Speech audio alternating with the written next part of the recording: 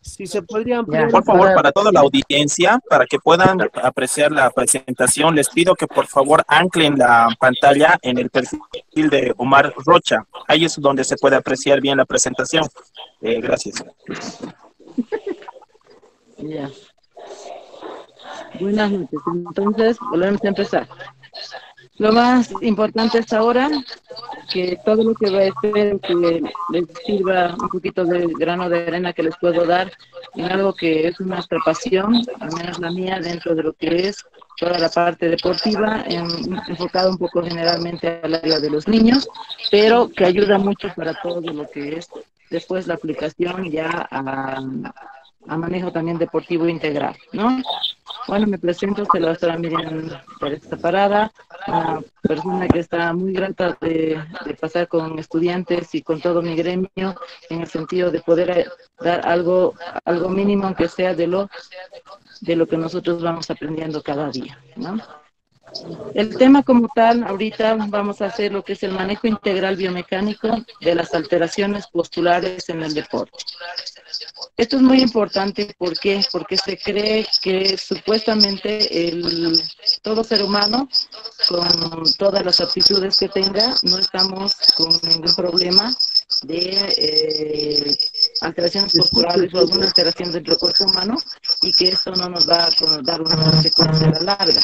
Entonces ahora les voy a dar unas pautas iniciales de cómo podemos detectar, manejar y ver de la mejor forma el trabajo que se puede hacer para un deportista. Una de las áreas muy importantes que ahora se va desarrollando es la implementación de lo que es la kinesiología dentro del trabajo fisioterapéutico, dentro del trabajo biomecánico y de la medicina deportiva. Ahora estas ramas no son separadas, todas unimos en trabajo. Tratamos de... Sí, nos escucha. Hay un micrófono abierto. Chicos, por favor, les voy a pedir de que todos apaguen el micrófono para que no haya interferencia con la señal de la doctora, por favor. Sí, porque se escucha como eco.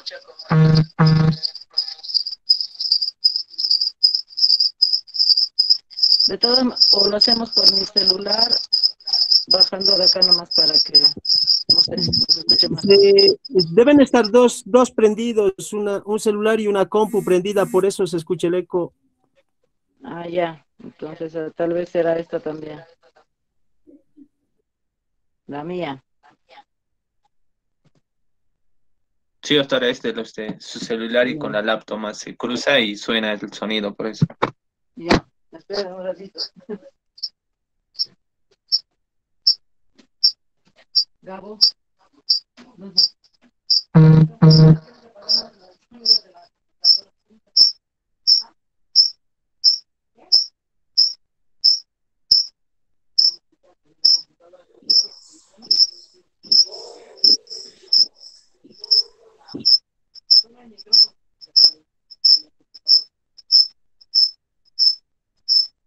¿Y ahora por qué se escucha?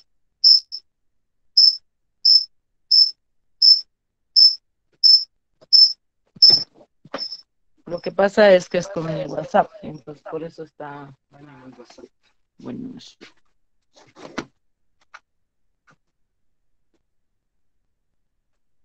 ¿ahora sí? Ahora sí, doctora, súper. Sí, ahora sí se escucha perfectamente, doctora. Ya, listo. Volvemos entonces al inicio. Bueno, hablando un poco de lo que es ahora el trabajo multidisciplinario y en unión que se desarrolla, especialmente en este ámbito que es el área deportiva, se va haciendo ya énfasis en todo lo que es el manejo de la fisioterapia, medicina deportiva, kinesiología y biomecánica dentro del trabajo único que vamos desarrollando, no solamente para el área deportiva, sino para una integración a lo que es una atención ahora al ser humano en todas sus diferentes patologías o déficits o deficiencias o enfermedades que se tenga. Es muy importante que vean que todo el trabajo que se va desarrollando en conjunto, por eso es que se llama ahora interdisciplinario, multidisciplinario, multidisciplinario va con el único fin de determinar, establecer los mejores mecanismos para la recuperación de cualquier tipo de lesión, más aún si nos tratamos de tratar de alguna manera de corregir algún tipo de alteración postural, algún tipo de deficiencia dentro de la postura o de deficiencia que tenga cualquier ser humano que quiera dedicarse en este caso al área deportiva. Les doy un poquito un acápite de que la fisioterapia es el mundo del trabajo de todo lo que es nuestros agentes físicos con unos fines terapéuticos, pero que no solamente se dedican a disminuir el dolor o realizar cualquier tipo de otra actividad que tenga que ver con la disminución de la enfermedad o de la patología. Se ha integrado juntamente con la kinesiología, que es el estudio del movimiento del cuerpo humano, a la cual juntamente con la biomecánica, que ya es el análisis de lo que es las leyes de aplicación de fuerzas externas e internas, y juntamente con la medicina deportiva, pues se desarrolla un trabajo en conjunto con mucho beneficio para lo que es en este caso el deportista. Dentro de esto les puedo mostrar que el contexto de la fisioterapia en este momento ahora dentro de la salud y del desarrollo humano no se da solamente a que nosotros ya nos enfocamos a desarrollar tratamientos específicos para patologías, sino más al contrario, ya ahora desarrollar estudios de análisis del movimiento, determinar cinemáticamente o cinéticamente cómo se desarrolla ese movimiento, qué patrones musculares necesita, qué patrones de cadenas óseas se necesitan para que esto vaya desarrollando en el buen sentido de cualquier, en este caso, deportista. Una de las cosas importantes que ahora el cuerpo humano lo tenemos que tomar más allá de tridimensional. Es decir, que el manejo del cuerpo humano es tan sabio, tan enriquecedor en su propia biocinemática, que lo único que tenemos que hacer es entenderlo, aplicarlo y evaluarlo como él se merece. Dentro de esto les doy un concepto un poquito rápido de lo que nosotros manejamos, como es que es la kinesiología deportiva, o en este caso la kinesiología, que es un estudio científico. Ya la kinesiología y la fisioterapia ha pasado a ser una rama de la ciencia del movimiento, básicamente determinada con el estudio del mismo, tratar de resolver los problemas anátomo-funcionales que tiene el cuerpo humano y que éste le puede incapacitar o por lo menos disminuir la capacidad de funcionalidad dentro del cuerpo o para cualquier actividad, que en este caso es la deportiva. Es muy importante que cuando aplicamos todo lo que es la ciencia del movimiento al cuerpo humano, nosotros tenemos mucha capacidad de definir cómo podemos mejorar y establecer los mecanismos mejores de actuación y en este caso de prevención. Cuando nosotros hablamos de alteraciones posturales, ¿qué es lo que debemos tener énfasis? Y todo el área de salud. Es que tengamos que desarrollar modos de prevención y no así ya de tratamientos como tales, ¿no? Porque tratamientos tenemos muchos, farmacológicos, fisioterapeutas, en fin, todo lo que nosotros podamos ofrecerle al paciente. Pero ¿qué es lo mejor ahora? Prevenirlo. ¿Y cómo lo vamos a prevenir? Determinando la anatomofuncionalidad del cuerpo humano. Eso es muy importante y no deben de olvidarlo. El cuerpo humano es íntegro, está unido por células desde la punta de nuestros pies hasta la cabeza. Entonces, ya las patologías, las lesiones, las alteraciones, las enfermedades, no las tenemos que tomar por separado. Es decir, si hablamos de un manguito rotador, pues nos olvidamos totalmente de lo que es la mano, el codo, que son miembros importantes de una cadena de movimiento. No solamente lo tomamos en todo caso a patologías específicas en cada región, sino ya en un global. Por eso es que ahora se maneja de una forma de sistema vinculante, ¿no? Es decir, que todo el cuerpo humano está manejado según las capacidades funcionales que el mismo tiene. En esto nosotros entramos a una de las pasiones que tenemos, que es la biomecánica de la actividad física y del deporte. La biomecánica, la biomecánica médica como tal, se divide en biomecánica aplicada a la traumatología, que es muy importante dentro de los procesos. ¿Por qué? Porque ya se dedica al análisis también de todas las patologías traumatológicas, en este caso, que afectan en el área de cualquier área deportiva. La biomecánica aplicada a la fisiología, porque dentro del sistema de anátomo funcional, una de las partes fundamentales, como ustedes ya lo saben y lo están estudiando, o ya lo han estudiado, pues es la fisiología.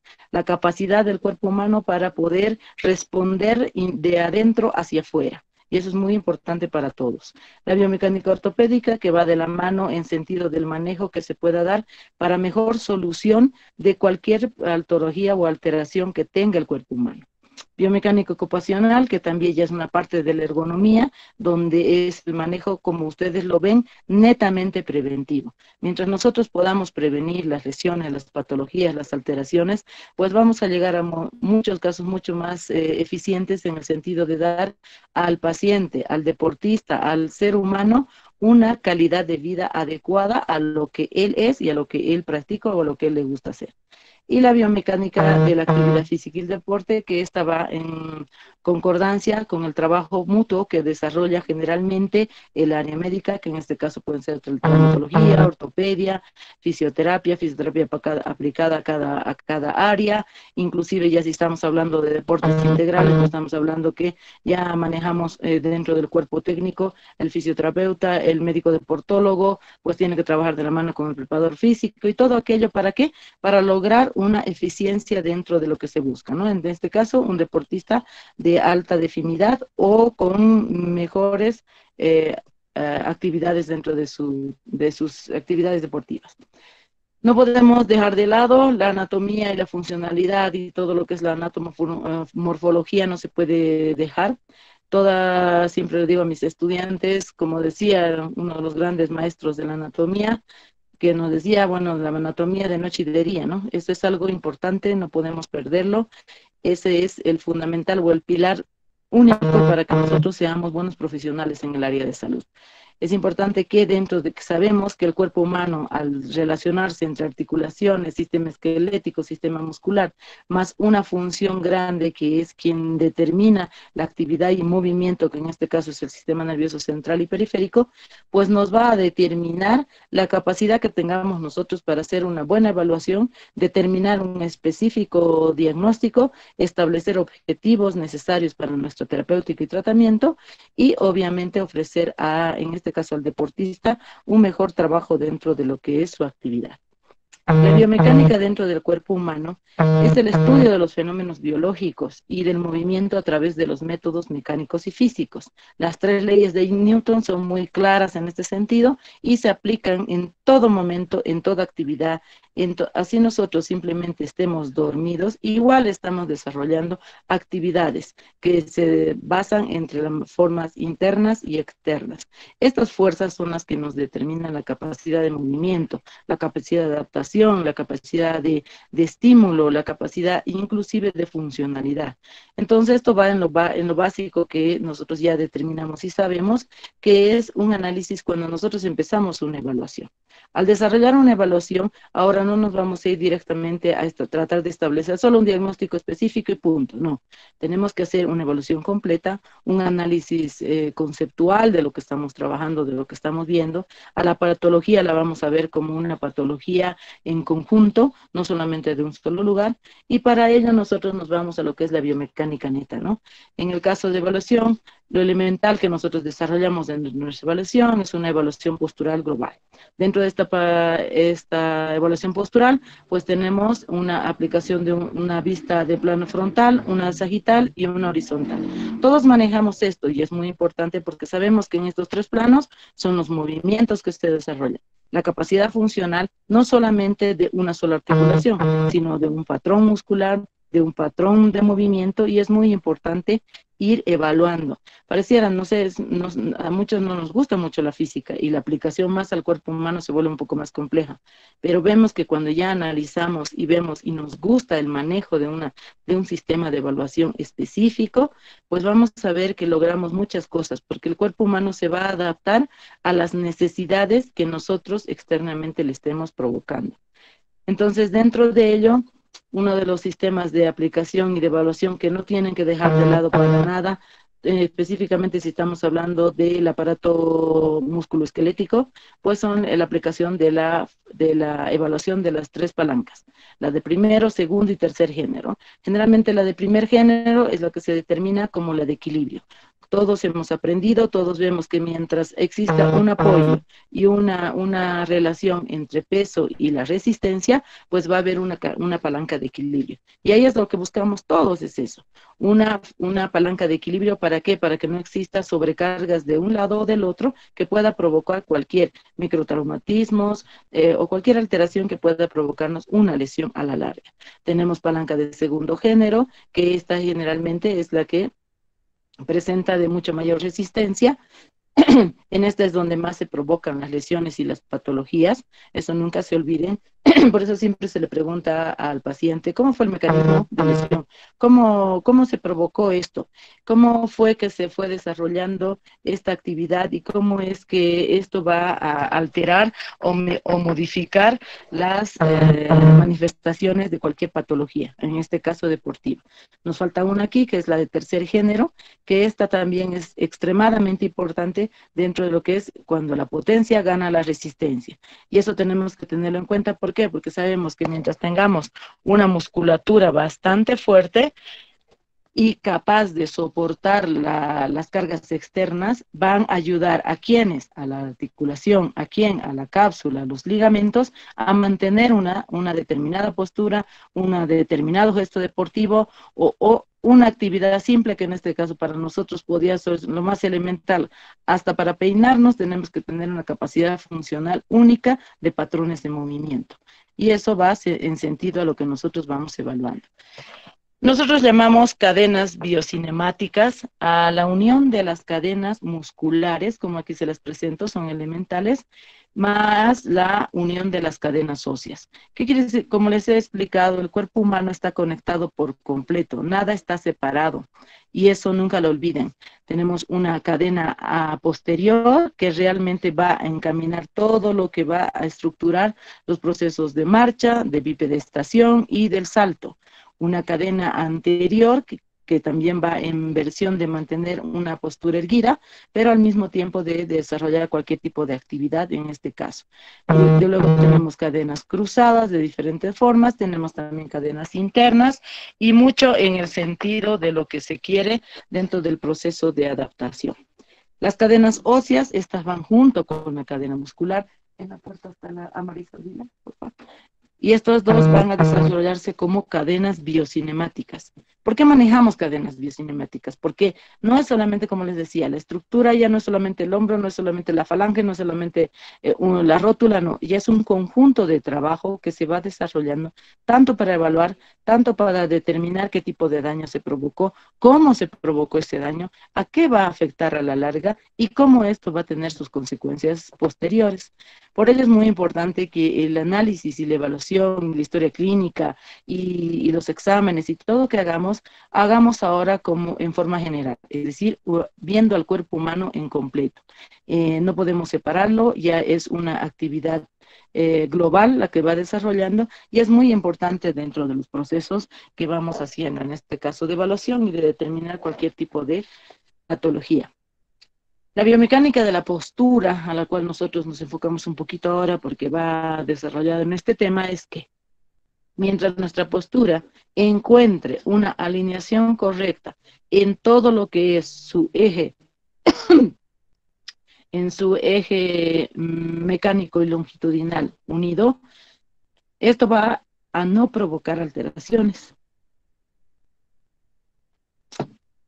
Cualquier desviación que tenga este eje, que nosotros lo llamamos un eje mecánico, este va a ir provocando diferentes disfuncionalidades, ¿no?, en todo el sistema osteomioarticular, a lo cual nosotros vamos a desarrollar y vamos a ir viendo cómo esto va a afectar de alguna otra manera. Si no se corrige, va a afectar en el mecanismo de adaptación del cuerpo humano en su actividad, en este caso deportiva. No va a ser lo mismo que una persona que tenga una alineación correcta y un eje mecánico en toda su gama de extensión, sin ninguna alteración en ningún plano, en ningún eje y en ninguna función, pues cuando exista una alteración en este eje mecánico, que generalmente nosotros lo evaluamos desde vista podálica hasta la vista superior. Entonces, no va a haber ninguna desadaptación funcional, un desequilibrio de musculatura y vamos a poder desarrollar, por lo tanto, un buen trabajo, en este caso deportivo. Las lesiones generalmente deportivas, que son muy comunes en el área, en los sistemas tanto musculares como articulares, se dan por este proceso. Una alteración dentro de que exista dentro de la aplicación del eje mecánico entre miembro inferior y miembro superior, más así la alineación de la columna como tal, entonces sí nos va a provocar problemas muy complicados, ¿no? Y a esto nos referimos ya con más detalle cuando vamos viendo cuáles son los factores biomecánicos que van a procesar o van a adaptar este proceso de mecanismos de alteraciones. Los procesos cinemáticos, que analizamos el movimiento describiendo la geometría, velocidad, aceleración y en este caso el gesto deportivo. Después vamos a ir aplicando un poquito de que, por ejemplo, un pie plano unilateral, pues nos va a alterar el gesto deportivo o la técnica que se vaya desarrollando. ¿Por qué? Porque ya es una desadaptación morfológica, es una desadaptación del sistema propioceptivo y esto nos va a alterar a la larga una alteración o nos puede provocar. Luego también los factores cinéticos, analizaremos las alteraciones posturales y sus fuerzas que intervienen durante el movimiento y o las condiciones de equilibrio, ¿no? Los impactos de las estructuras, aquí también nosotros, no solamente es el cuerpo humano el que puede desalinearse y provocarnos alteraciones y a la larga provocarnos lesiones deportivas, sino así puede ser el suelo, el mismo zapato, el tipo de campo deportivo. Todo va a afectar si el cuerpo no está adaptado para ese tipo de actividad, en este caso deportiva. Control motor. Identifica músculos, articulaciones, tejidos blandos que son necesarios para producir fuerza y velocidad. Y obviamente bajo la tutela y la jerarquía del sistema nervioso central, que es el que va a reconocer los patrones de movimiento. Vuelvo a repetirles que ya no son movimientos aislados, no solamente hacemos flexión de la primera falange sobre la segunda, no. Esa flexión de la primera sobre la segunda, pues va a constituir en lo que es la flexión de metacarpofalángicas, luego de muñeca, luego de, en fin, es todo un conjunto de manejo de la anatomía funcional. Ya no estamos solamente por partecitas. ¿Por qué necesitamos conocer los factores biomecánicos de las posturas involucradas en las lesiones deportivas? Uno, porque nos permite identificar las condiciones que predisponen a una lesión, ¿no?, de etiología mecánica. Y la segunda, que nos permite determinar los factores mecánicos, que es diferente, que debemos controlar cuando se ha producido una lesión. Entonces, tengamos claro que una cosa, cuando manejamos el primer caso, estamos hablando de roles preventivos. Y esto es lo que deberíamos de desarrollar todos los que nos dedicamos al área de salud. Prevención de lesiones, prevención de patologías, prevención de enfermedades. Y el segundo ya es establecerlos, cómo controlar también y cómo determinar cómo se produjo la lesión. Esto es muy importante. Dentro de fisioterapia nosotros manejamos 4 diagnósticos, ni siquiera solo uno. Unos diagnósticos donde nos dicen etiológicamente cuál es el mecanismo, patomecánicamente cómo se ha producido y en qué segmento o estructura, funcional, cómo es que este afecta a la funcionalidad del cuerpo humano, y por último un sindromático, que es el que manejamos todos, que es el conjunto de signos y síntomas que nos va a desarrollar según las necesidades de la evaluación que vayamos a hacer. Consideraciones morfológicas, biomecánicas del sistema osteomuscular. Es muy importante, volvemos a enfatizar que el sistema muscular tiene una tanta gama de capacidad de adaptación, capacidad contráctil, capacidad de elasticidad y todo aquello, pero que va en conjunto a su maestro y compañero, que en este caso es la parte ósea, ¿no? Y transformando la energía química en energía mecánica para que proporcione la potencia para mover las palancas. Por eso es que es muy importante que ustedes sepan el manejo, cómo se evalúa una palanca de segundo o tercer género, cómo se aplica al cuerpo humano, cuánto esto va a afectar si en el caso hubiera un genovalgo, una alteración, una displasia de cadera o cualquier alteración que tenga que ver con el sistema osteomuscular. Vemos esto, por ejemplo, les doy una visión un poquito rápida, pero una cosa, cuando nosotros evaluamos a cualquier deportista de cualquier edad, incluso desde niño para adulto, tenemos que tener claro la alineación en este caso del eje longitudinal que tenemos que tener entre cadera, rodilla y tobillo. Esto es una evaluación correcta, es una vista anterior, donde determinamos que el eje se encuentre en la alineación que ya nosotros conocemos, y luego lo desarrollamos y vemos también que miren cómo diferencia cuando existe una alteración por cualquier motivo, no solamente por alguna patología, sino por una estructura ósea del cuerpo humano que no esté ósea o tendinosa o capsular, que no esté capacitada para mantener este eje, pues va a provocar una alteración. Y cuando provoca una alteración, pues es un compañero mutuo de una posible lesión. Si no mantenemos un eje coordinado, vamos a provocar una exacerbación en lo que es contracturas musculares, tensiones de lo mismo. El cuerpo trata de equilibrar entre tratar de mantener el equilibrio, la coordinación, el centro de gravedad es muy importante, manejo de lo que es la adaptación y el ritmo, en fin. O sea, no solamente para la área deportiva, pero sí es una de las más enfatizadas, el equilibrio, la coordinación, la postura y la adaptación funcional van de la mano. Entonces nosotros desarrollamos evaluaciones completas y decimos, muy bien, en este caso esta persona no puede desarrollar una alineación correcta. ¿Y por qué no puede desarrollarlo o por qué no ha producido una alineación? Porque ya ha hecho un mecanismo de alteración, que en este caso el simple hecho de que levante la rodilla ya va a alterar el mecanismo del eje longitudinal.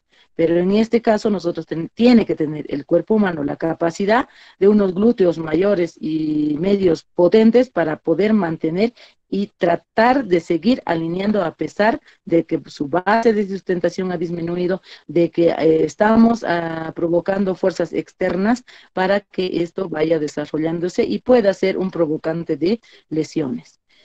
Lo mismo pasa en el caso de que nosotros cuando tenemos cualquier tipo de secuela, en este caso, por ejemplo, un genovalgo no controlado, vamos a provocar un daño, es decir, una no alineación, y a la larga vamos a provocar una sobrecarga en el caso de lo que es la rodilla como tal, desgastando articulaciones, desgastando tal vez el menisco interno, desgastando toda la estructura que en la rodilla va a presentar anatómicamente. Lo mismo pasa en el tobillo. ¿Qué tal si este es un tobillo pronado, un tobillo supinado? ¿Qué tal si va a haber un pie cabo, un pie plano? Pues lo mismo va a pasar en el desarrollo del eje mecánico. Entonces, es muy importante, mejor dicho, del eje longitudinal. Es muy importante que esto lo analicen y lo determinen en cualquier actividad. Si se dan cuenta, no solamente es para el área deportiva. El mismo hecho de que nosotros, el cuerpo humano, ¿por qué se desgasta? ¿Por qué hay tantas alteraciones de prótesis de cadera que a la larga ya ahora se ha vuelto muy habitual? ¿Por qué? Porque esta alineación que en algún momento nosotros podíamos haberla controlado, no se la logró. Se logra cualquier tipo de sobrecarga y esto va a la larga a provocar patologías degenerativas. Dentro de esto ustedes están viendo, mientras más alineado esté el cuerpo humano según las necesidades, y vamos analizando y estudiando a las actividades en este caso del deportista, para poder determinar dónde es que está fallando.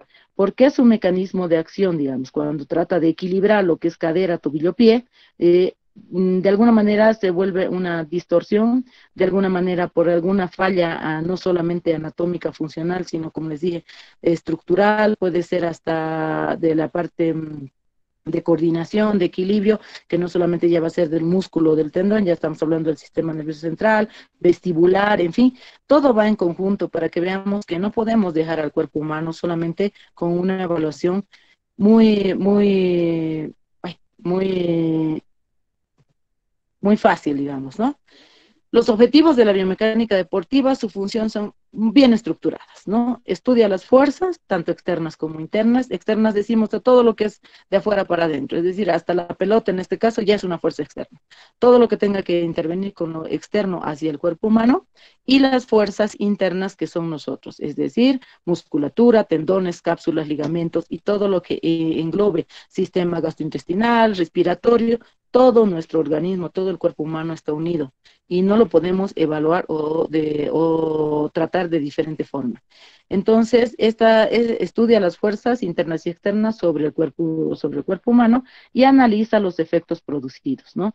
Entonces, sabemos que obviamente hay mecanismos de lesión que ya son externas, ¿no? No vamos a poder controlar una caída, no vamos a poder controlar un empujo o algún jugador que se nos caiga encima. O sea, sabemos que no podemos controlar, pero tenemos que tener haber hecho que este deportista tenga la capacidad para poder soportar, entre comillas, esas fuerzas externas que van a provocar cualquier lesión, en este caso, según la actividad deportiva que vayan a desarrollar. Los deportes que dependen de una cadena cinemática abierta, por ejemplo, cuando hablamos del miembro superior, aquí les explico un poquito qué es cadena abierta o qué es cadena cerrada. Cadena abierta nosotros determinamos a todo lo que es toda la estructura del miembro superior y que la limitación de la mano no tenga absolutamente ningún objeto, algo que le impida seguir su movimiento. Cadena cerrada es, por ejemplo, cuando ya tocamos la pelota o el balón con la mano y si obviamente por las leyes de fuerza venga la pelota mucho más fuerte, de alguna manera nos va a provocar algún daño si nuestra estructura anatómica ósea muscular no está adaptada para recibir ese golpe externo, ¿no? Entonces, así es que manejamos nosotros cadenas abiertas y cerradas. También trabajamos, parte ya de la terapia como tal, con ejercicios de cadena abierta, ejercicios de cadena cerrada, que vamos adaptando según la necesidad, en este caso, del deportista. Deporte con componentes dinámicos, moderados y altos, eso va a determinar según nuestra capacidad de evaluación, ¿no? Y haber establecido anatómicamente cómo se encuentra ese deportista. Impacto acromial del acromio coracoideo secundario, todo esto va en relación a lo que nosotros vamos desarrollando dentro del análisis, de la evaluación y también de las posibles terapéuticas, ¿no? A esto nos vamos que una sobrecarga excéntrica, por ejemplo. Excéntrico sabemos que es cuando el músculo, fuera de su contracción, recibe una sobrecarga y desarrolla su doble trabajo, por así decirlo, ¿no? Desbalance muscular, que eso se maneja mucho porque no todos tenemos un equilibrio muscular adecuado. Inclusive los deportistas necesitan trabajar esto y se trabaja dentro de los campos deportivos, dentro de sus entrenamientos. Luego disquinéticas articulares, aquí estamos hablando del miembro superior como tal. Disquinesia decimos a la capacidad de no desarrollar la escápula, en este caso, de una mantención o estabilidad de la cintura escapular. Rigidez posterior de la cápsula de la articulación. La cápsula es muy importante. La cápsula no solamente es que recubre la articulación, la cápsula da vida, da movilidad, da estructura, en este caso, a la articulación a la cual estamos evaluando o viendo. Inestabilidad glenohumeral, que eso también lo tenemos que evaluar, y no por el hecho de que siempre hemos escuchado generalmente, a veces se me ha salido mi hombro y me lo he vuelto a poner en su lugar.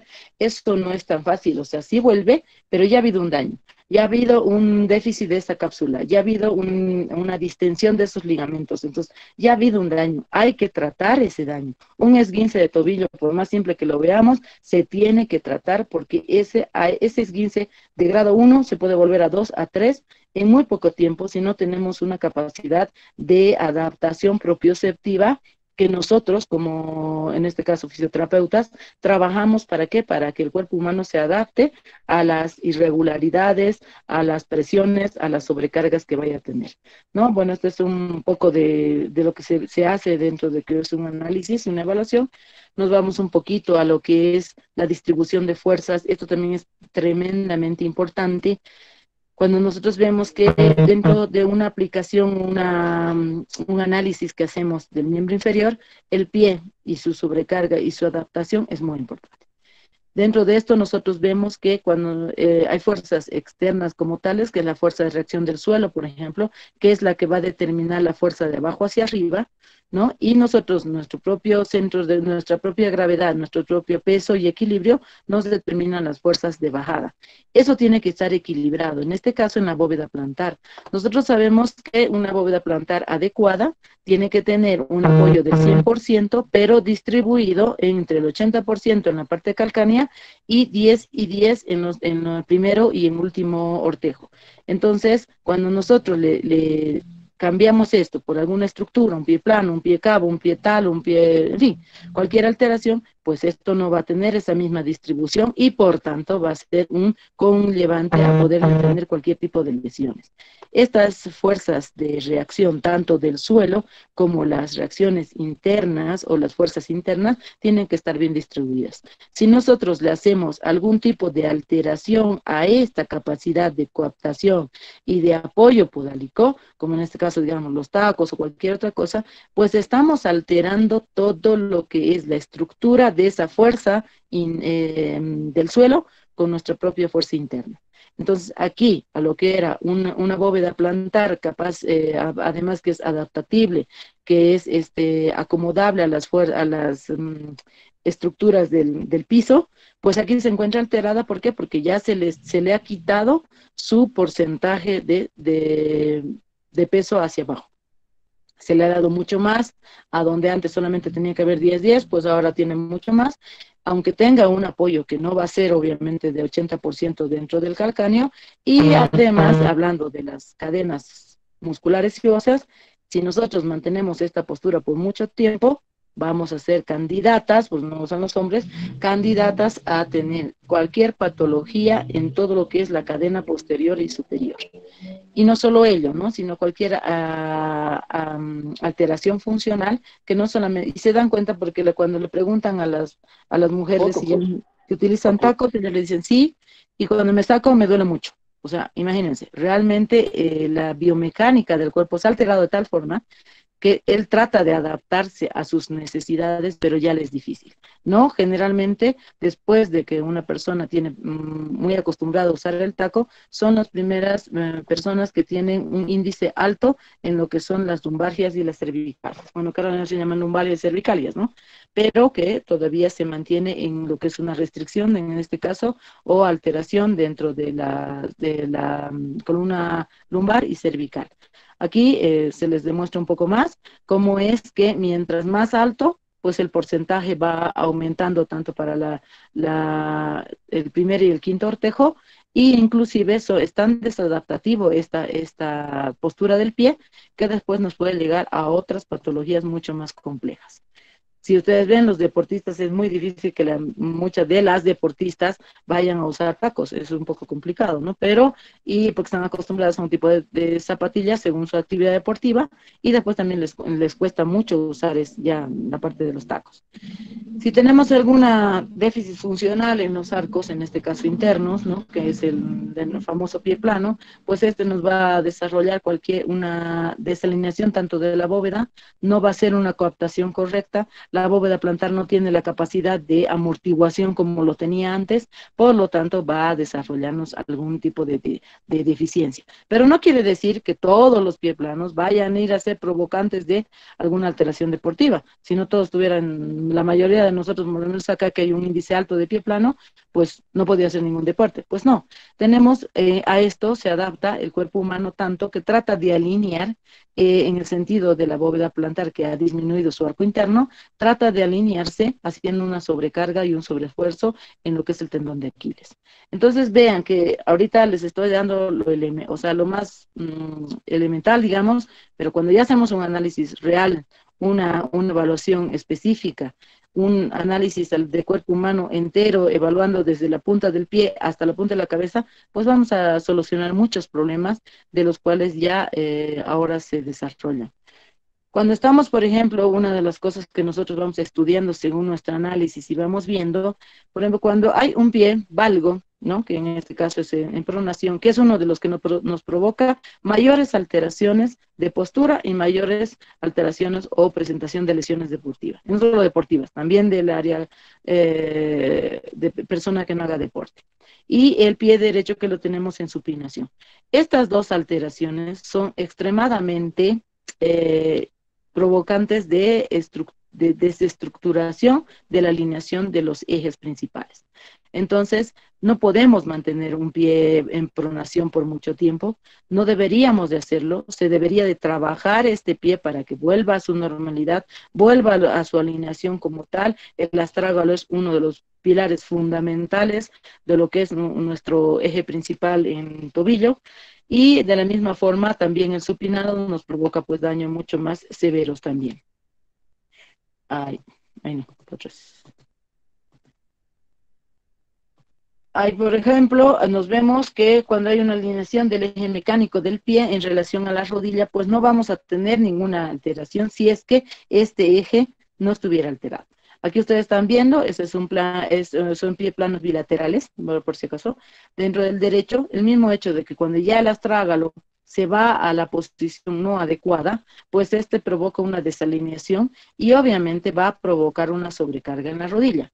Fuerza, aparte que la fuerza de despegue del piso va también a desarrollar un punto importante en esto. O sea, el cuerpo humano no sabe si va a lograr una alineación entre calcáneo y astrágalo, tobillo como tal, o va a tratar de equilibrar que la rodilla no se me vaya en valgo o en varo, y por último, más arriba también tiene que tratar de sistematizar la alineación de la cadera. O sea, que imagínense, si nosotros no tenemos una alineación correcta, en el sentido biomecánico como estamos hablando, pues cualquier otra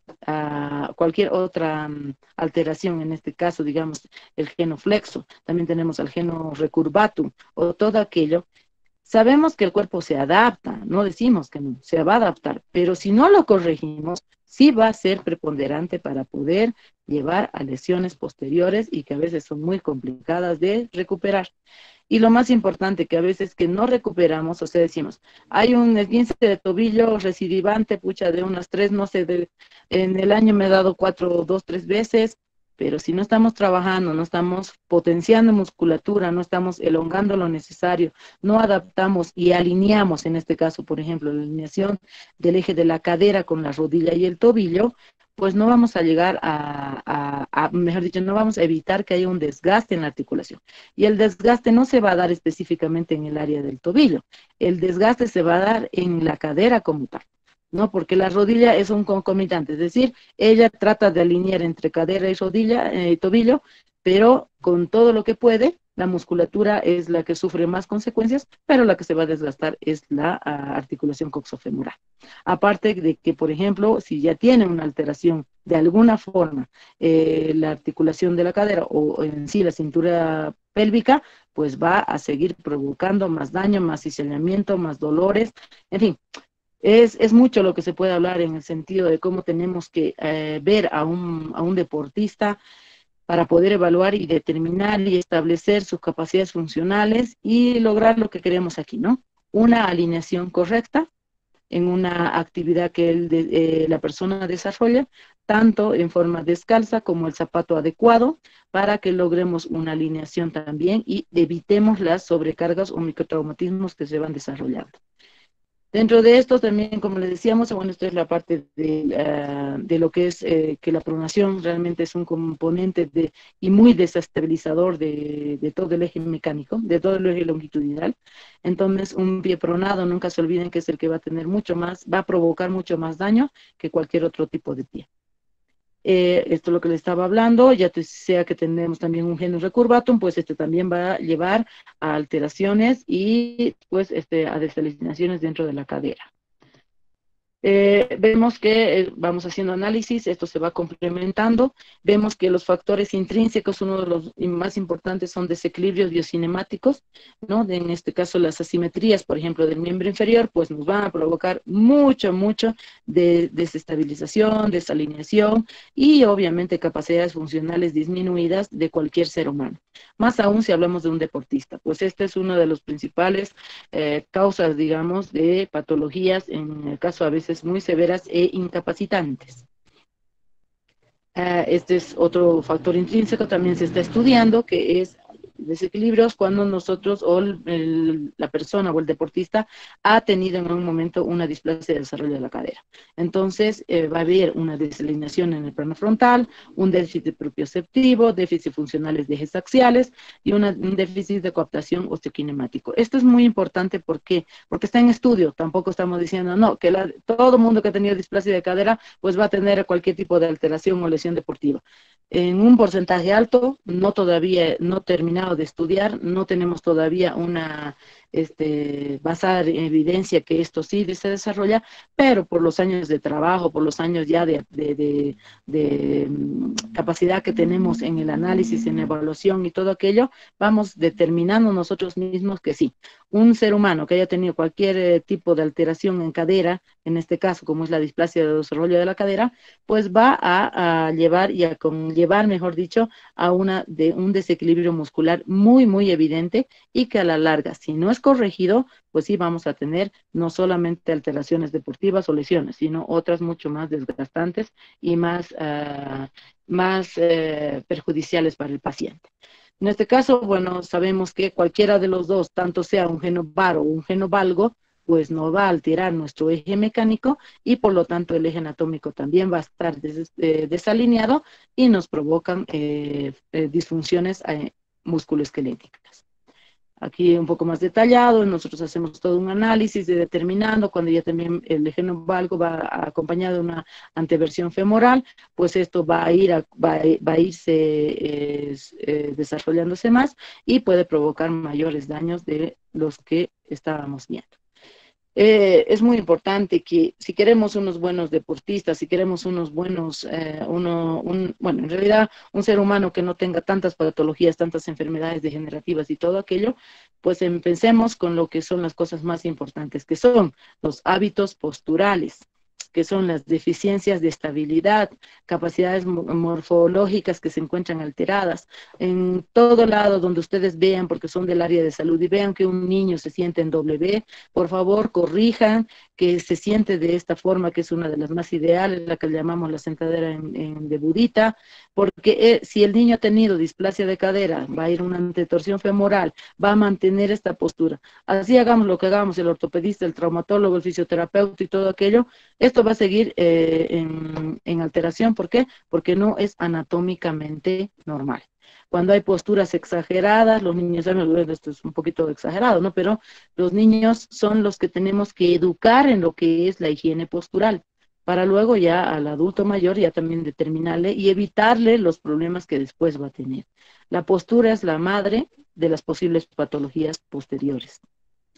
También en esto un poquito le damos a lo que es, y les muestro que dentro de las alteraciones posturales, obviamente las que conocemos, como son la escoliosis, la cifosis, la hiperdordosis, la hipercifosis, todas ellas van a conllevar a déficit en la capacidad, en este caso del deportista, ¿no? Se puede mantener, se puede equilibrar de alguna manera. Es más, cuando estamos trabajando con los, en este caso en el área de voleibol, de las gimnasias de piso y todo aquello, entre comillas, ya tratamos de mantener y de evitar que esto se complique más y que se vuelva mucho más disfuncional. ¿Por qué? Porque el deportista no quiere parar, no quiere desarrollar actividades de descanso, no quiere hacer actividades fisioterapéuticas. ¿Por qué? Porque le quita tiempo y dice, no, necesito otro torneo, viene el otro. Es muy complicado. También tenemos que hacer un análisis de cómo vamos psicológicamente a decirle al deportista, preferible que pares 1 mes a que pares 7 meses o 1 año. La hiperlaxitud ligamentaria en algunos casos es muy, muy adaptativa, pero a veces afecta mucho a que no existan desequilibrios biocinemáticos, y esto nos sigan provocando y no dejen que permitamos que se alinee, en este caso, el eje medio, ¿no? Aquí son ya diferentes formas de las alteraciones de la columna como tal, cómo estas se van afectando y cómo van afectando a cada cual. Tipos de lesiones que se van desarrollando según el análisis que se va a ver.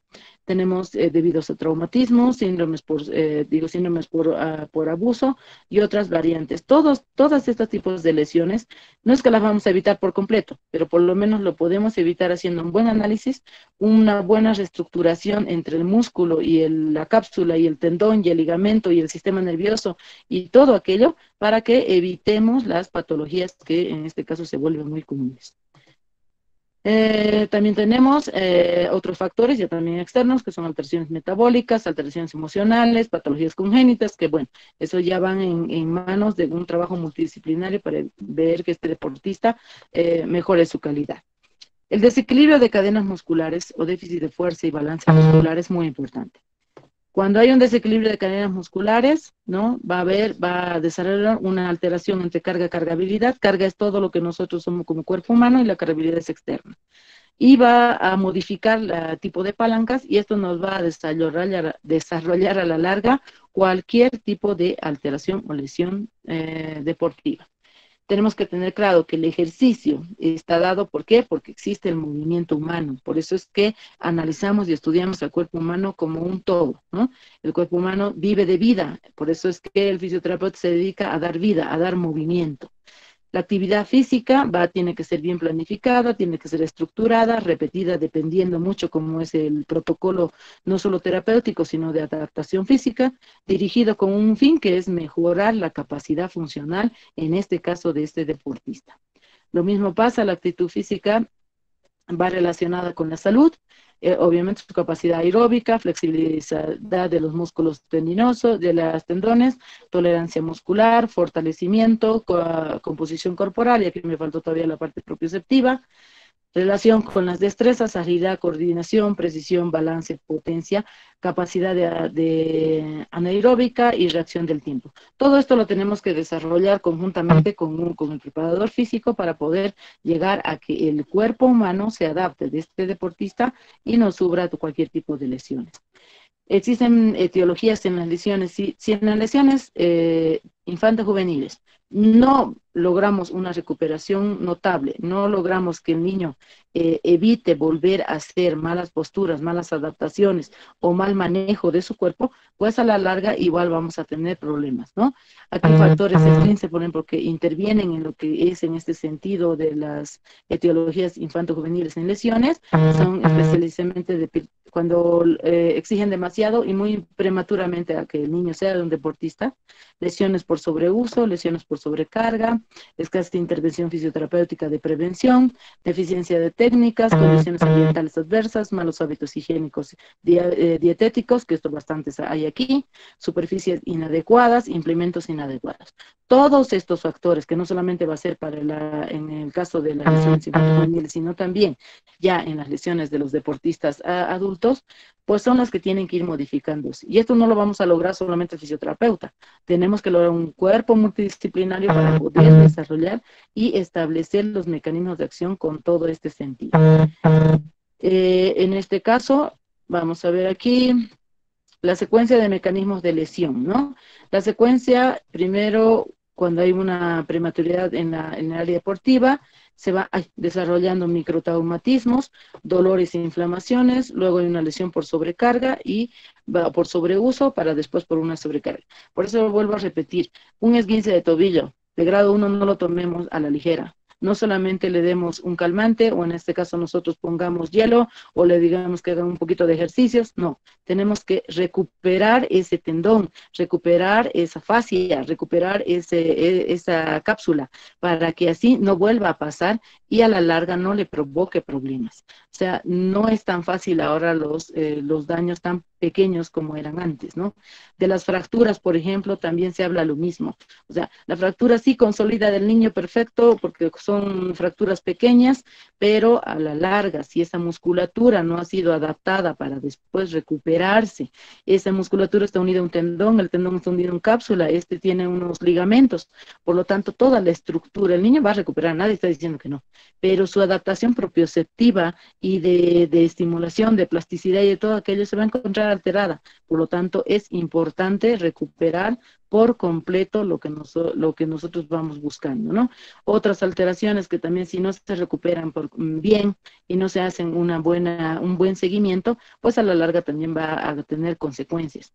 Inclusive una bursitis, por ejemplo, que es una de las comunes, esta va a ir provocando un déficit de lo que es no solamente el codo, va a ser un déficit en lo que es su distal, en este caso la mano y la muñeca, y luego también en el hombro. O sea, olvidémonos ahora que el cuerpo humano son las partes. Ahora el cuerpo humano va en conjunto. Y si nosotros no le tomamos esa atención y no le damos esa atención al ser humano, pues vamos a tener muchas alteraciones, ¿no?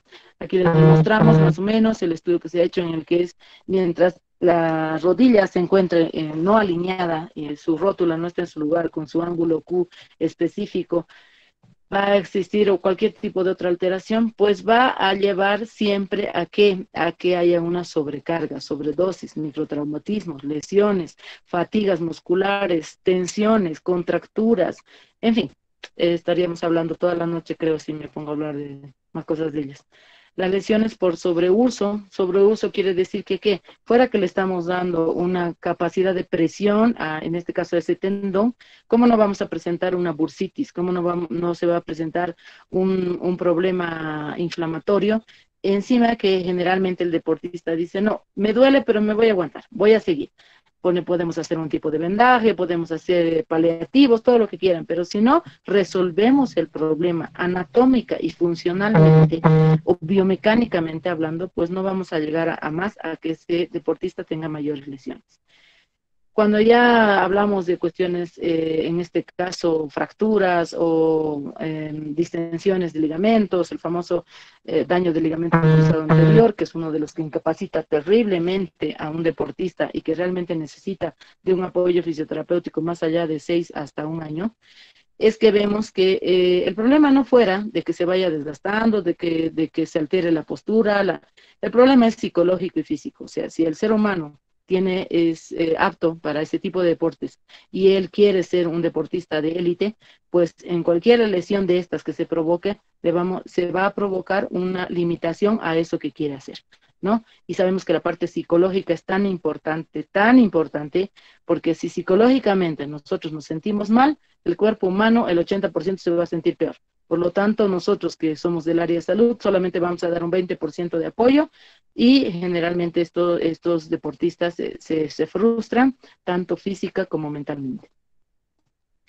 Aquí también tenemos unos puntos unas lesiones por sobreuso, ¿no? Donde los puntos más débiles y específicos donde se puede dañar y nos provoca mucho daño anátomo-funcional es dentro de la placa metafisiaria, cartílago epifisiario y la apófisis, como cualquier tipo de las apófisis. Todas estas alteraciones tenemos que analizarlas, verlas, cómo se produjeron, cómo fueron, cómo se estructuraron, cómo fue que se desarrolló.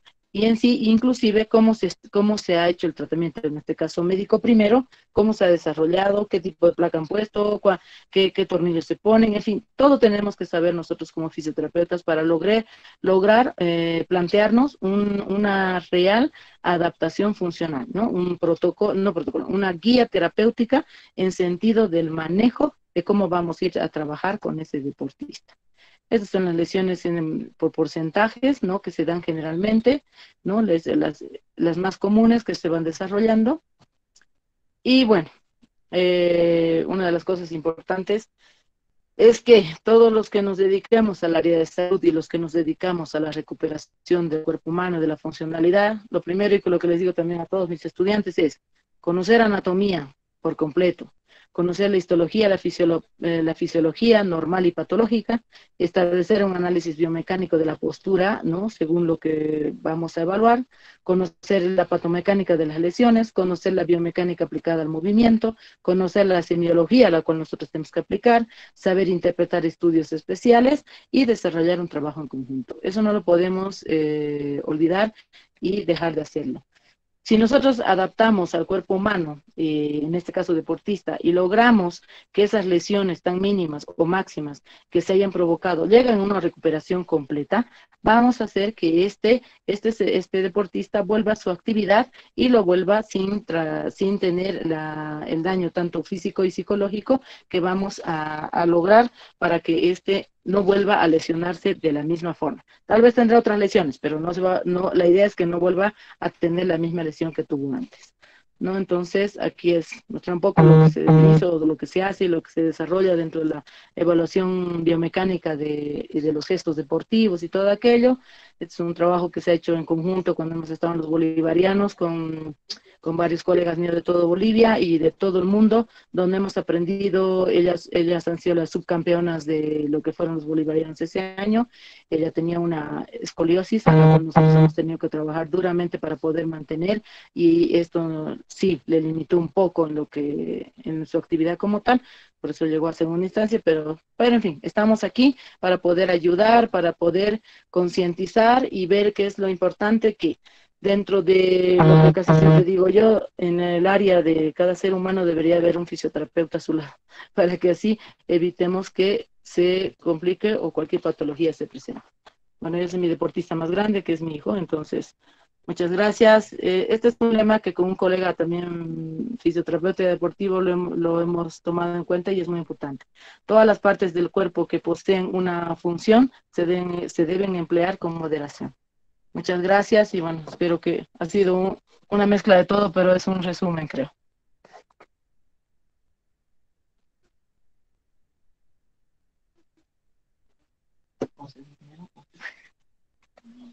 Chicos, buenas noches. Si alguien tuviera alguna pregunta, alguna duda que tenga hacia la doctora, lo pueden escribir en los comentarios o pueden activar su micrófono, por favor. Doctora, buenas noches. Una pregunta. ¿En cuánto tiempo tendría uno que esperar después de tener un esguince de primer? ¿De primer grado? Sí. Bueno, esperar en el sentido de que primero no podemos esperar. El esguince de primer grado, al igual que cualquier otro, la única diferencia al segundo es que el esguince de primero sí lo tomamos como que ha sido solamente una doblada de tobillo y se ha movido un poco la articulación entre comillas, pero no, ya ha habido un daño. ¿Dónde es el daño? El daño está en los ligamentos y en la cápsula a los cuales se ha presentado el esguince. Es muy común el esguince del lado del ligamento externo, por el mecanismo obviamente de acción que generalmente se desarrolla, pero no lo podemos dejar de lado, porque ya ha habido ruptura de alguna manera, ha habido una inflamación, ha habido una desestructuración de la parte propioceptiva, ya ha habido una alteración. Entonces, el de primer grado, aunque ustedes no crean, ya tenemos que recuperarlo, tenemos que volver a adaptarlo, tenemos que volver a lograr esa coaptación, tenemos que lograr que la musculatura se vuelva a equilibrar, porque así de simple, ustedes, todo el mundo nos hemos hecho un esguince de primer grado. Lo primero que hemos hecho, un dolor que no nos ha dejado caminar por lo menos por un minuto, ¿no? Entonces, cuando ya más o menos hemos podido, hemos empezado de nuevo, pero ya ha habido un daño. El dolor, la inflamación ya es un síntoma de que, oh, me has lesionado, por lo tanto, dame algo para que me pueda recuperar.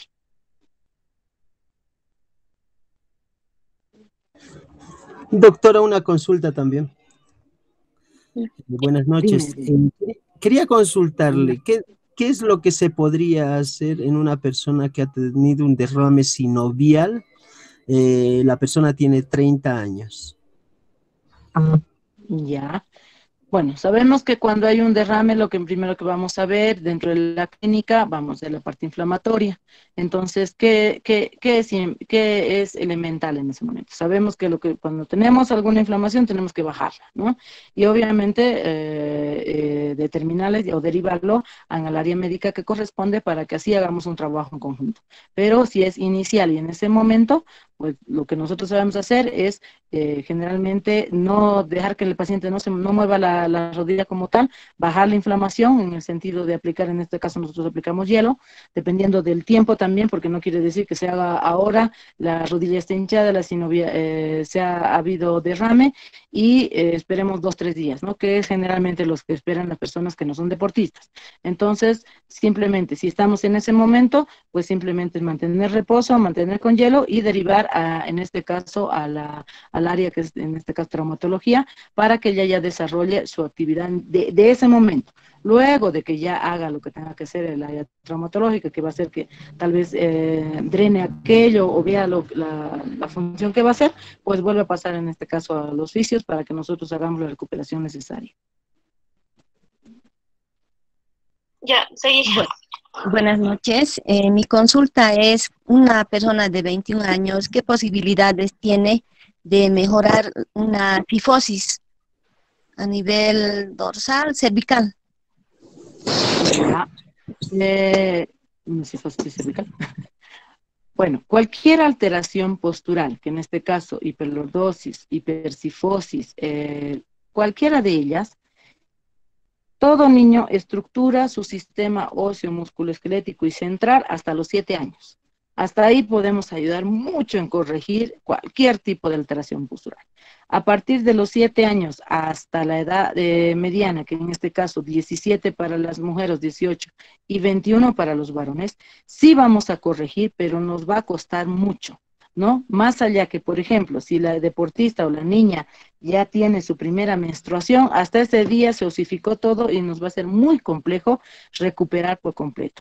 Pero con una buena higiene postural, una buena aplicación terapéutica, enseñándole ejercicios específicos, manteniendo hidrataciones, nutricionalmente y todo aquello que es un conjunto ya entre varias especialidades, es que podemos lograr que esto no se complique, ¿no? Pero es bien claro, mientras más pequeños somos, pues mejores vamos a evitar o prevenir alteraciones posturales. Doctora, acá tenemos una pregunta que es, si no se sigue el eje que nos habló su persona del tobillo, a la altura del tobillo, específicamente por tener el pie valgo, ¿cuál sería el tratamiento? ¿Usted qué ejercicios en específico recomienda para ayudar a corregir esto? Bueno, primero tenemos que evaluar bien, hacer un sistema de evaluación, determinar el nivel de valgo, ¿no? Porque eso se determina, se hacen unas evaluaciones biocinemáticas, se determina el nivel y determinamos cómo es que ese pie, no solamente es el pie valgo, o sea, el pie va a ir acompañado de su rodilla, la rodilla va a ir acompañada de su cadera, por lo tanto, todo lo que nosotros hacemos es trabajar toda la cadena del miembro inferior, ¿no? En el caso que necesitemos musculatura que nos vaya a evitar que el valgo se siga presentando, pues se va a trabajar musculatura de tobillo, rodilla y cadera, ¿no? E inclusive tratar de siempre mantener las cadenas musculares anteriores, en este caso, y cruzadas. Pero es muy elemental la evaluación. Tenemos que determinar. Yo les puedo decir ahorita, por ejemplo, ya para un pie valgo vamos a hacer, no sé, que camine de puntas, luego de talones, o le vamos a aumentar, o le vamos a poner un tipo de presión, o de peso, o sea, no puedo determinarles ahorita y decirles realmente, esto es lo que se debe hacer. Cada ser humano se lo evalúa, se lo determina, y a partir de los objetivos terapéuticos que tenemos, ahí vamos viendo, porque ese valgo tiene que ser por algo, se está presentando por algo, y no vamos a ir a solucionar el problema del valgo del tobillo como tal, tenemos que solucionar el problema de dónde viene ese valgo, cómo se está produciendo porque hay una antetorsión femoral, se está produciendo porque hay una desalineación, en este caso de la tibia, o sea, ¿por qué? Eso es importante, y después, obviamente, ya vienen los ejercicios específicos dependiendo de lo que nosotros evaluemos. Doctora, buenas noches. Una consulta. Buenas noches. Disculpe, en caso de que haya una osteomielitis crónica y se haya dado una falta de flexibilidad en el tobillo, ¿qué ejercicio se podría hacer? Una osteomielitis crónica. Bueno, primero que tiene que realmente ser bien tratada, porque sabemos que la infección de hueso hasta puede migrar, y es muy complicado el manejo que se desarrolla, pero es importante de que generalmente nosotros, ¿qué es la función en sí de la musculatura? La que está distendida o la que está muy estirada, por así decirlo, ¿no? Tenemos que contraerla, desarrollar procesos y ejercicios de contractibilidad. Y la que está, en este caso, muy contraída, tenemos que ayudarlo con elongaciones y estiramientos. A esto acompañamos ejercicios propioceptivos, a esto acompañamos ejercicios de equilibrio, en fin, es todo un conjunto de manejo que se va desarrollando. O sea, mal te diría si ahorita te digo, sabes que para esta parte tú tienes que hacer ejercicios de potenciamiento del tibial anterior durante 2 o 3 días o semanas, no te puedo, sino vemos la patología de base, vemos qué es lo que ha pasado, si esa patología ya no tiene ninguna alteración, porque ahí, alteración patológica me refiero, ¿no? Ahí es cuando ya recién nos deriva, en este caso, quien tenga que ser, traumatólogo, y ya nosotros nos dedicamos a nuestra evaluación y determinamos cómo vamos a ir trabajando. Pero con esa patología tenemos que tener mucho cuidado, ¿no? Es una infección de hueso, no estamos hablando de una cosa sencilla. Doctora, buenas Ya, noches. muchas gracias, doctora. Una Diga. pregunta. Para un muchacho de 16 años que tiene una hipercifosis marcada, ¿se podría ayudar con algún corrector postural aparte de las terapias o no es aconsejable? Uy, muy buena pregunta. Mi martirio, no solo mío, yo creo que todo de mi área que nos dedicamos a la parte deportiva y todo aquello y de niños, todos los correctores, a ver, propioceptivamente hablando, ¿no? Sabemos que si nosotros, por ejemplo, a un ancianito le ponemos antes de tiempo un bastón, ese bastón no lo va a soltar nunca más, por tercer apoyo. Esa es su tercera funcionalidad para él y nos va a costar mucho volver a su adaptación de 2 pies. Si ponemos en este caso, un corrector en la parte dorsal, en el momento que le ponemos es que hace la acción. Ya, la persona se corrige, se pone de pie, pero va pasando el tiempo y se adapta a ese mecanismo que le hemos puesto. Y encima los correctores nos provocan muchos daños en las partes axilares, porque como vienen y giran en ese lado, me comprimen a veces mucho la parte vascular y la parte nerviosa, y ellos empiezan a sentir hormigueos, tensiones en el cuello, molestias en la mano, molestias en el codo. O sea, es todo un conjunto de que no nos ayuda. Para mí, sinceramente, nos perjudica. Ya es un caso que si hablamos de otro tipo de órtesis, para cuando ya son escoliosis o hipercifosis ya muy marcadas, eso ya se maneja con el ortopedista y determinamos qué tipo de órtesis puede utilizar. Doctora, buenas noches. Una consulta. ¿Qué tipo de alimentos se debería consumir para la buena funcionabilidad de las articulaciones? Mira, tiene que haber un equilibrio, pero muy marcado entre lo que es carbohidratos, entre lo que es hasta la misma grasa, determinar las proteínas. El boliviano, por así decirlo, realmente tenemos una mala alimentación. No digo que todos, pero la mayoría. No tomamos agua lo necesario, tenemos que tomar 2 a 3 litros de agua al día, y agua estoy hablando, bueno, no refrescos ni nada. Hacer un análisis exhaustivo, primero hacer un laboratorio, ver cómo está toda nuestra ¿cómo se llama? Estructura interna, fisiológica, cómo se encuentra todos nuestra capacidad inclusive de musculatura. ¿Por qué? Porque cuando el músculo está disminuyendo, le está faltando el magnesio, le está faltando el calcio, nos avisa y nos dice, ¿sabe qué? Aunque no crean, hasta a veces les da alguno ganas de tomar leche, por ejemplo. Entonces, es que el cuerpo te lo está pidiendo. En el momento de que hay algún tipo de calambre, espasmo, y te están pidiendo magnesio. Entonces, tenemos que tener una buena alimentación en todo sentido. Y sabemos que mientras más pequeños adaptamos a una buena nutrición, pues vamos a llegar a que en adultos podamos mantener una buena funcionalidad del cuerpo. El músculo pide, lo más importante que pide es agua, aunque ustedes no crean, agua. Es lo que sabemos, ¿no? El 80% de nuestro cuerpo es agua, por lo tanto, ¿qué nos va a pedir? Agua, y es lo que menos tomamos. Doctora, hay una siguiente pregunta que es, en caso de una escoliosis en una mujer embarazada, ¿qué medidas se deberían de tomar y cuál sería el tratamiento a partir de este? Bueno, la escoliosis es bien disfuncional, muy incapacitante y en algunos casos muy dolorosa. Sabemos que en la etapa del embarazo no podemos tomar absolutamente nada de medicación, por lo tanto, a veces se presentan dolores exagerados. ¿Por qué? Porque la postura como tal, fuera de la escoliosis, el peso del bebé y todo aquello va a conllevar a que sí, tenga mucha molestia dentro de la columna. En ese caso, nosotros generalmente hacemos terapias de relajaciones, trabajamos mucho lo que es elongación muscular, se trabaja lo que es readaptación propioceptiva, se trabaja mucho lo que es manejo de posturas, le enseñamos a la mamá inclusive cómo se debe echar, cómo se debe sentar, cómo hacer, cómo poder hacer ejercicios que no lastimen ni hagan ninguna sobrecarga, que los que hacen para la columna no hacen sobrecarga para el bebé.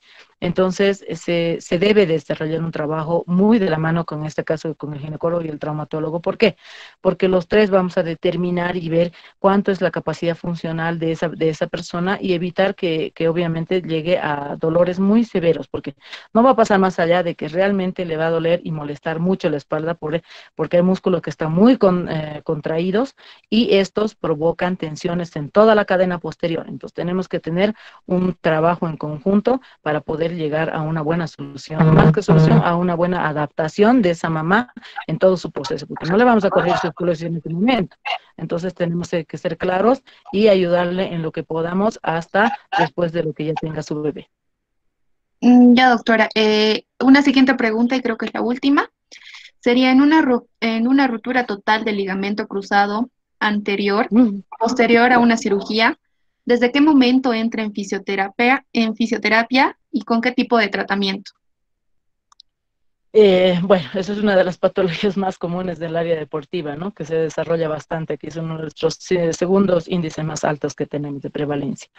Entonces, sabemos que el ligamento cruzado anterior, cuando se rompe, pierde su vida, ¿no es cierto? Y lo pierde, y hacen todo tipo de adaptaciones para que pueda volver a recuperarse, pero es bien complicado. Por lo tanto, generalmente se empieza fisioterapia en el tercer o cuarto día posoperatorio, ¿no? Dependiendo, lo trabajamos esto justamente con el traumatólogo. Empezamos fisio y esta fisioterapia generalmente va de 6 a 7 meses de recuperación, con toda una guía terapéutica ya basada en evidencia, determinada a establecer cada semana, cada actividad que se debe desarrollar, y con beneficios muy, muy, muy gratos, ¿no? Gracias a Dios hemos recuperado, creo, a muchos deportistas de acá de La Paz, del área de fútbol, y se ha desarrollado un buen trabajo. Pero lo importante es que sabemos que al perder el mecanismo propioceptivo de giro, en este caso que es el que tiene su funcionalidad principal, el cruzado anterior, pues algunos han dejado, digamos, la actividad deportiva, pero han cumplido lo que ellos, sus metas que han querido, ¿no? Entonces es muy importante. El ligamento cruzado anterior es una de las patologías más comunes, una de las más discapacitantes, pero gracias a Dios ahora la fisioterapia hemos avanzado tanto que tenemos ya muy específicos los tratamientos que desarrollamos, ¿no? Y van por etapas, digamos, la primera semana nos dedicamos al área propioceptiva, disminución de edema, en fin, de lo que veamos, evitar que la herida se pegue, vamos dando osificación con aumento de magnetoterapia, digamos, al área de ósea, capsular, ligamentosa, o sea, tenemos ya unas guías terapéuticas específicas, que en algún momento si las quieren también se las puedo dar, no hay problema. Ya, doctora, otra pregunta es, ¿a partir de qué edad se puede tomar la densiometría ósea y cuáles son las complicaciones de esta? Una densitometría ósea está aconsejable a partir de los 40 para adelante, pero ahora ha cambiado, es que nada está dicho en salud, ¿no? O sea, realmente, mientras más antes vemos, prevenimos, pues mejor. Ahora se está tomando ya desde los 35, y un poco antes inclusive. ¿Por qué? Porque hay mucha descalcificación, no estamos acostumbrados realmente a hacer una alimentación en base de calcio.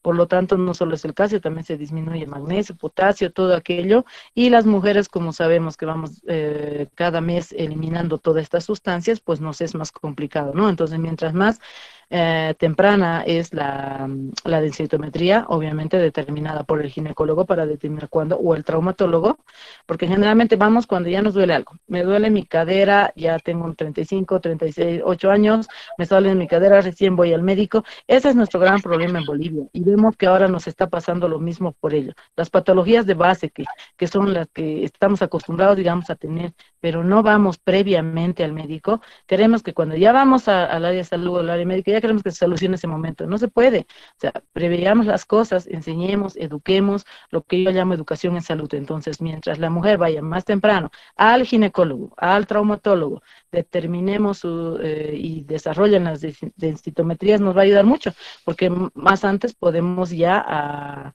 ¿cómo se llama?, dar un tratamiento específico para ello, ¿no? Y en ese caso, el trabajo físico, el movimiento, la adaptación propioceptiva es muy buena, ayudamos mucho para cuando son alteraciones del sistema óseo.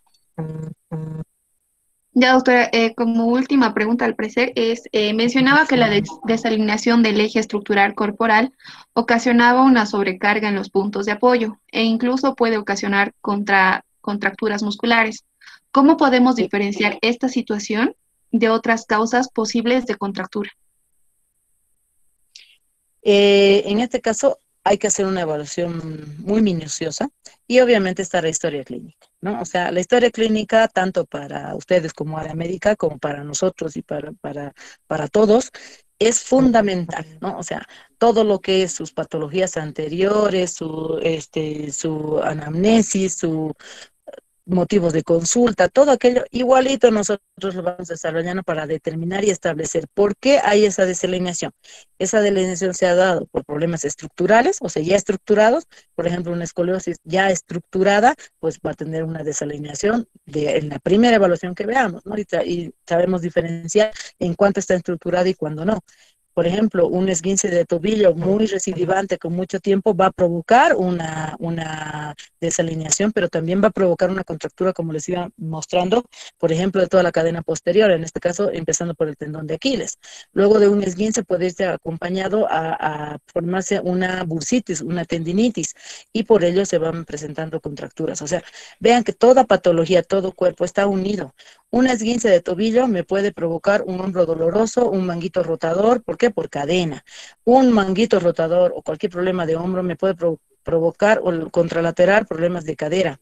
Cualquier tipo de alteración en la articulación ATM, que no es solamente que mastica, sino es una alineación muy importante para la postura del cuerpo humano, pues esta también me puede provocar alteraciones en lumbar baja, nos puede provocar lumbociatalgias, en fin.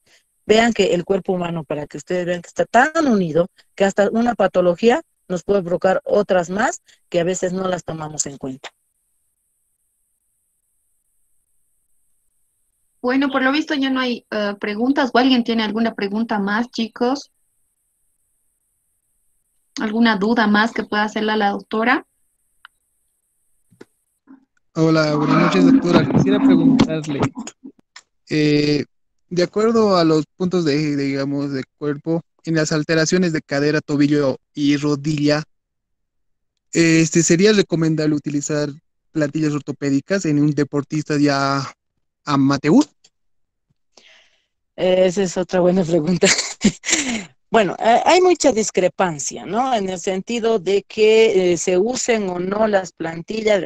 Primero, plantillas en niños estamos tratando de evitar que ya no se presenten. ¿Por qué? Porque el cuerpo humano, el músculo tiene que trabajar. La plantilla es pasiva, adaptativa, pero no me va a corregir un pie plano.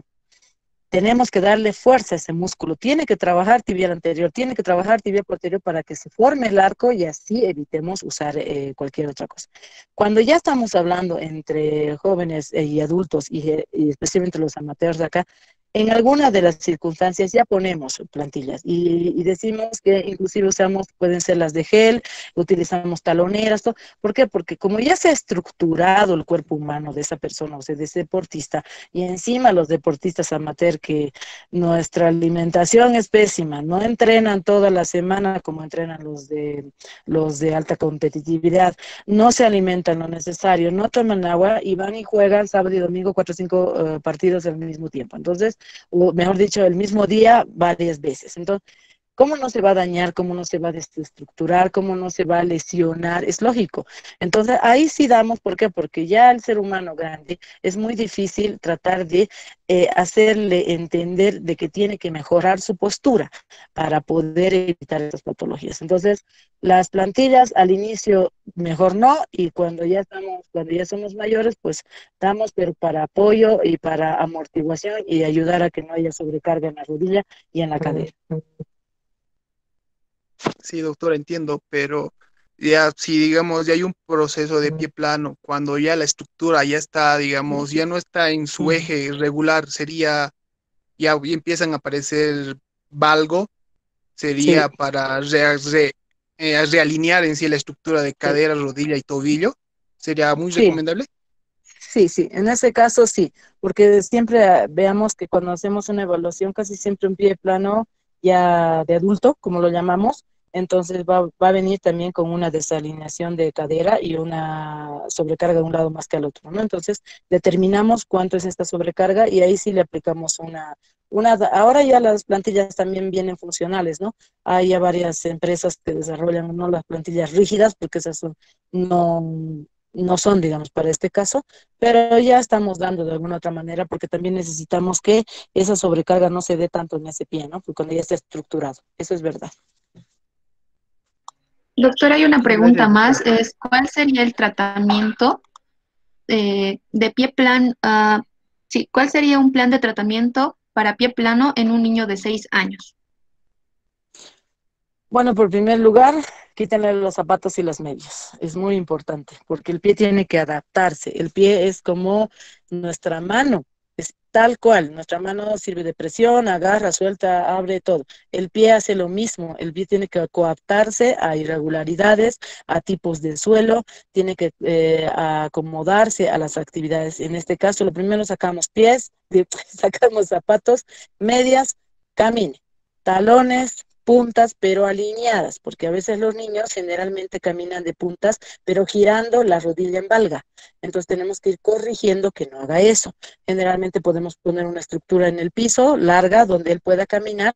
Nosotros tenemos barras específicamente para trabajar eso, pero en casa pueden poner, no sé, una chalina, una cuestión larga donde al costado el niño camine tratando de alinear su rodillita, porque siempre lo va a generar en valgo, y caminar puntas, talones. Es muy, ¿qué es lo que se busca? Tibial anterior y posterior, funciones, uno es flexor y el otro es extensor, eso es lo que buscamos, ¿no? Entonces, ese fortalecimiento muscular que lo puede hacer con, trabajar con balón Bosu, bueno, que nosotros realizamos, pero cualquier balón le puede servir, esos que tienen puntitas son maravillosos, que los pise, le recojan canicas, recojan lápices con los dedos de los pies, porque lo que necesitamos es todo lo que es la flexión como tal. Entonces vamos desarrollando según lo que ellos vayan avanzando, ¿no? El pie plano hay que corregirlo hasta sus 7 años, si no es que es antes, porque si no después ya se vuelve estructurado. Ya, doctora, hay una pregunta más. Para realizar un análisis biomecánico, ¿qué herramientas tecnológicas utiliza? Perdón, mamita, no te escuché. ¿Para qué? ¿Cómo? Para realizar un análisis biomecánico, ¿qué herramientas tecnológicas utiliza?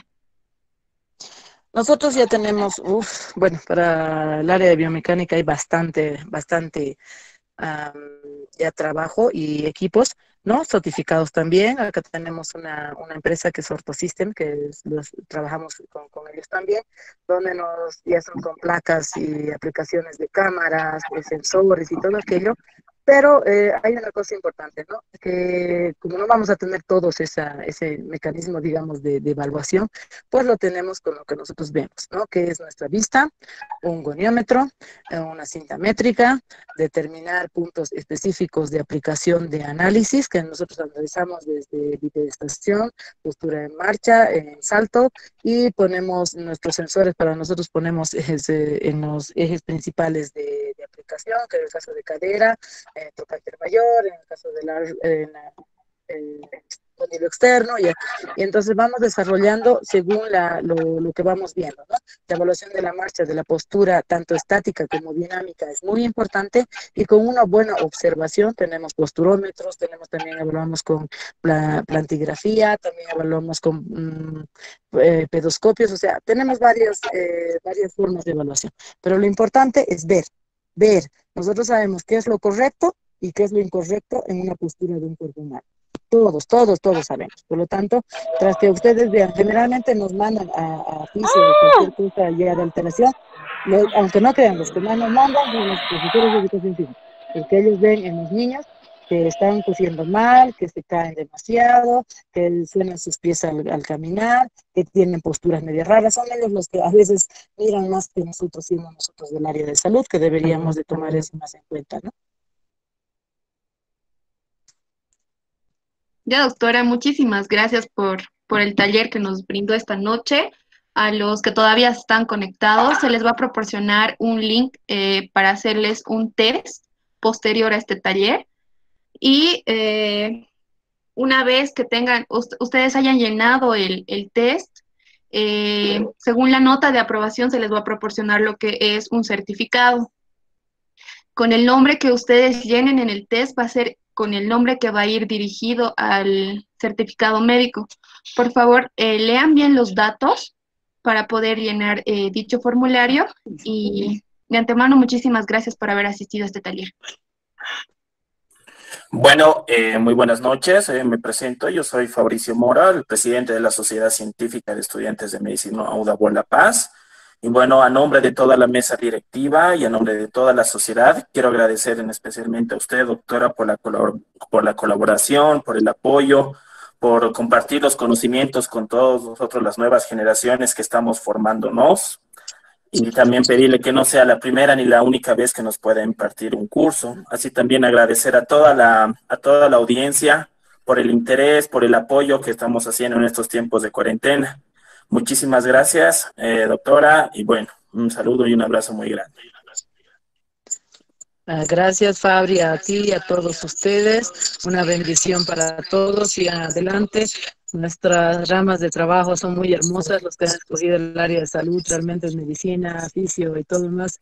Somos bendecidos de alguna manera por algo más, porque tenemos la parte humana, que eso no lo tenemos que perder nunca, nunca lo olviden. Tratemos al paciente como nos gustaría que a nosotros nos traten a cada uno y van a ver que se van a hacer grandes en todo lo que hagan. Y bueno, por ahora cuidarse mucho porque nuestra área es la que está más afectada y la que va a seguir afectando, pero con buenos protocolos de prevención y de evitar que nos venga cualquier cosa, pues vamos a llegar adelante. En todo caso, muchas gracias a ustedes y para la siguiente ocasión.